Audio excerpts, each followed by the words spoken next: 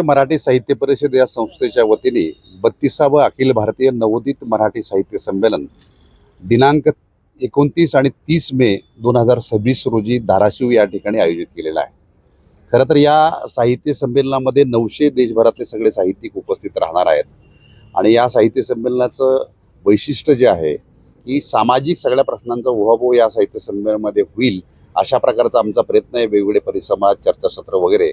आणि या साहित्य संमेलनाच्या साहित्य नगरीस महाराष्ट्राचे लोकप्रिय उपमुख्यमंत्री दिवंगत अजितदादा पवार यांच्या नावाने लोकनेते अजितदादा पवार साहित्य नगरी असं नामकरण या साहित्य संमेलनाचं करण्याचं आम्ही ठरवलेलं आहे।